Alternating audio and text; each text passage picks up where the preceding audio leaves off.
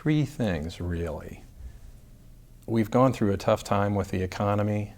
Now I think it's possible to dream again. And I want to be part of that conversation. The future can't get here quickly enough for me because we have all sorts of wonderful things in the pipeline for Campbell County. That's reason number one. Secondly, I think the consensus that has moved Northern Kentucky to the top of the pile, we're envied around the state because we have our act together. Cincinnati says the same thing. That consensus is in danger of unraveling, and what I've helped build, I want to defend. And the third thing is just the general conversation needs to be more adult and better informed. And to me, it's bothersome when the first thing you expect out of a politician's mouth is what he's calculated is what you want to hear. I would rather be told what I need to know than be told what I want to hear. And two good examples from recent experience here in Northern Kentucky would be the Brent Spence Bridge issue and issues surrounding the sanitation district. You know, who isn't going to tell you that they don't want to see rate increases at the sanitation district? Who wouldn't say, I don't want to have tolls? But are we hearing the rest of the story? Shouldn't we learn that Campbell County had a moratorium on growth from the early 1990s on? You couldn't build anything bigger than a septic tank could support in 2/3 to 3/4 of the land area of Campbell County for lack of sanitation capacity. And the rate increases that we've had were those required to pay for a new plant in Campbell to lift the restrictions on economic growth, and a new plant and a tunnel in Boone County, an area that was also butting up against this kind of restriction. Everybody wants to see jobs and the economy be at the top of the list as an issue. You have to make the investments in infrastructure in order to support that. And it's difficult to pull off in an agency like Sanitation District that depends upon a community consensus for rates. It's very difficult to pull that off if people are demagoguing the issue, and they do with abandon. The same thing with the Brent Spence Bridge. Do we need a bridge? Shouldn't that be the first question? If we need a bridge, then we can proceed to the second question, which is how do we get it provided for? How do we find a way to pay? They've had it backwards. And Frankfurt has only heard us say, we don't want tolls. And they've concluded, since all the national projects of similar size are being built with tolls, that what we're really saying is we don't want a bridge. So they're taking the money that was allocated for the bridge, they're distributing it around the state. And they're taking money out of the transportation budget, $753 million, 600 million of it cash, to build a mountain parkway, which, if the traffic figures ever become available, can't hope to have in a day, in a year, what the Brent Spence Bridge carries in a day or a week. So adult conversation is what we need. I want to provide that. That's been my ambition in the past, and it's my guide to the future. Well, I would say the voters are going to make a decision that's a lot like a hiring decision would be in a business. They're going to hire somebody to run the county for the next 4 years. And if we were running a business and we were making a hire, we would look at a person's credentials, their experience, and the results they've obtained in their previous experience. And I'd like to suggest that I have credentials, and I'm the only candidate in the primary that has the relevant experience as an elected official and as a factor in the progress that we've managed over the last 15 or so years.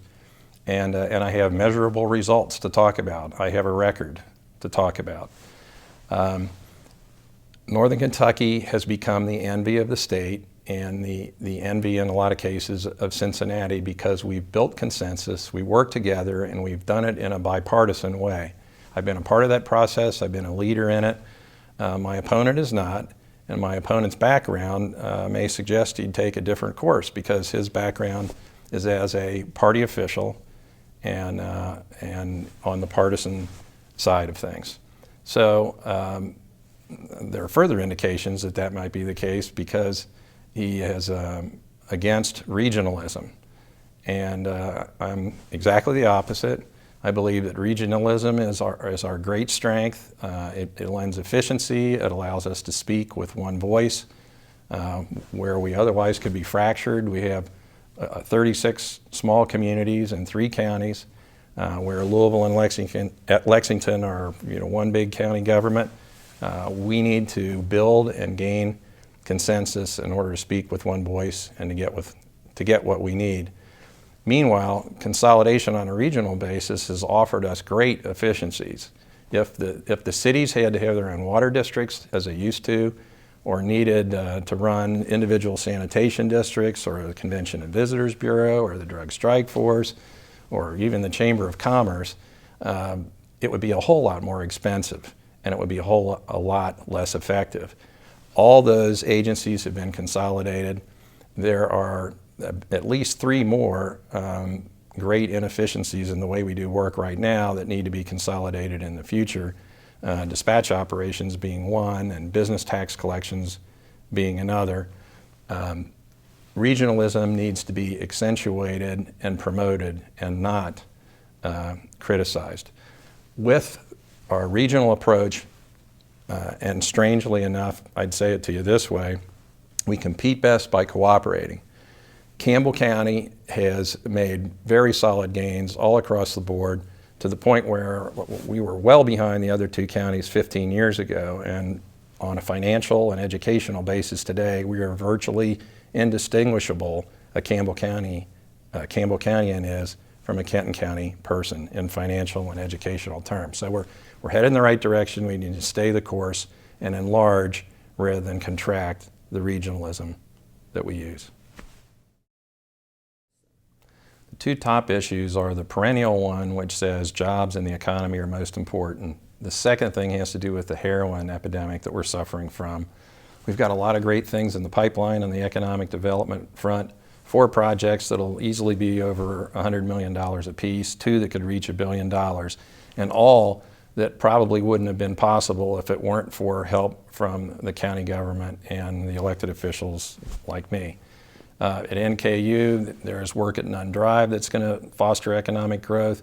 There's a transportation project this fall that's going to open 100 to 200 acres around the university for economic growth. At Arcadia in Alexandria, 1,000 units of housing, individual homes are going to be built. That wouldn't have been possible without a new sanitation plant years earlier than it was scheduled. In Dayton, Kentucky, Manhattan Harbor is a mixed-use project that uses tax incentives that we helped lobby for and install here locally. That's going to be a business and residential complex. And another like it in Newport called Ovation also requires the same tax incentive. It's called TIF financing that we helped gain for the Manhattan Harbor project. All right, turning to heroin. It's an incredibly bad problem. 200 people have died in the last couple years in northern Kentucky. There's been a concept created, and we're moving out now with the solutions that run through education and prevention at one end of the scale, through enforcement to treatment.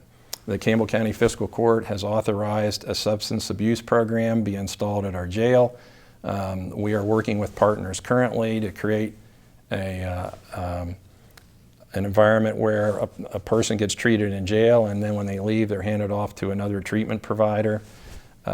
We sponsor and run the Drug Strike Force that has rolled up 100 dealers in the last year, and we've provided money to and guidance for a group founded in city police departments that has also rolled up over 134 dealers in the last year.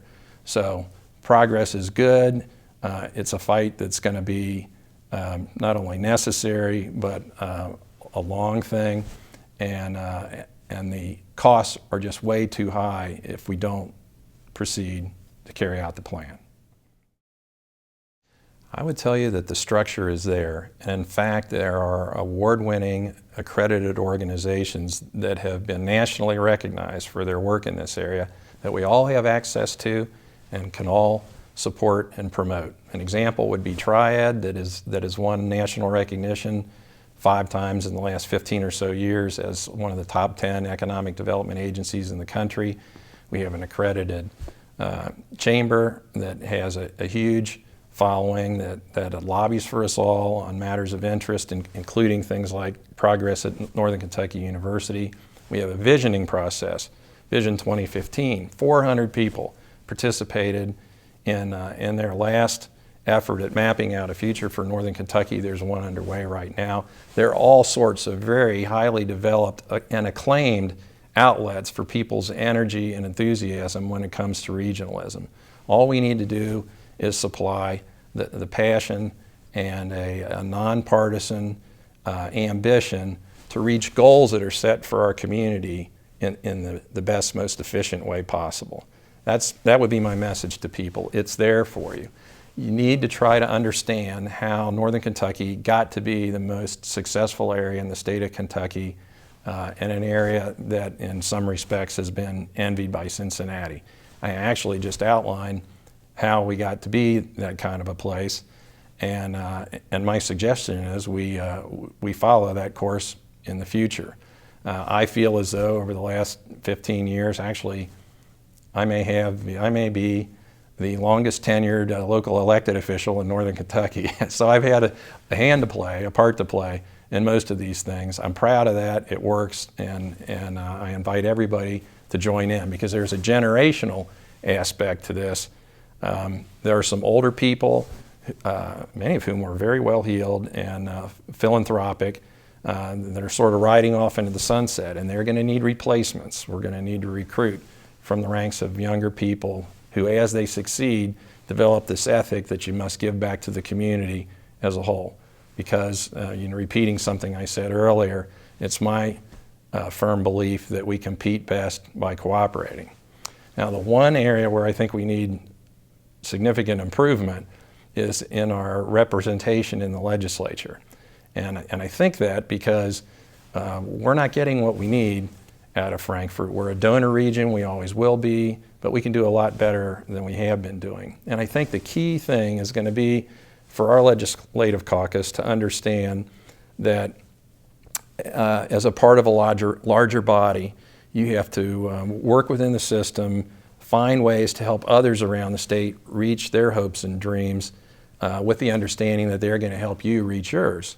And having arrived at that understanding, work together to advance Northern Kentucky, because after all, an investment made here pays dividends for the rest of the state. There's a real prospect of a return out of an investment in Northern Kentucky.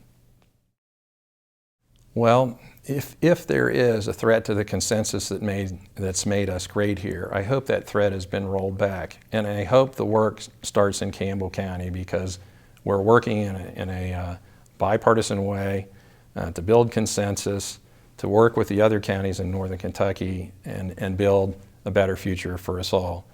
We are the lowest cost government in Northern Kentucky of any city and any county.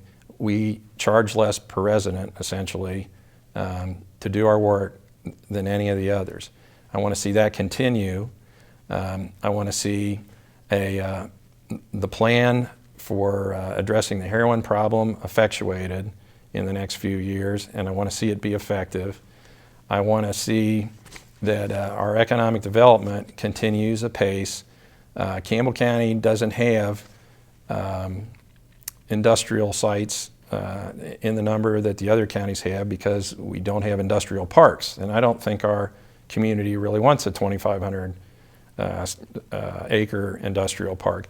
But we've had the development where it's wanted and needed, to the point where in the last 15 years we've caught up financially and educationally with Kenton County.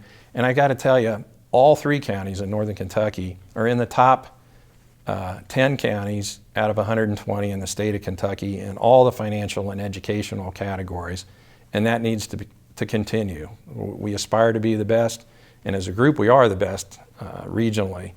Individually, we need to be at the top as well. I would like to see that we deal with consolidation issues. There are still 3 or 4 areas with a green light from Frankfort, that is, with some changes in the law, that we could do further consolidations that would save a huge amount of money. Dispatch operations direct the activities of most of the personnel in local government, the police, the fire, and the ambulance squad. And that needs to be consolidated across northern Kentucky, and long overdue investment in technology needs to be made. That investment is going to be hugely expensive, therefore it needs to be done regionally. The same can be said of our offices of emergency management. We need a green light from Frankfurt to fix those things.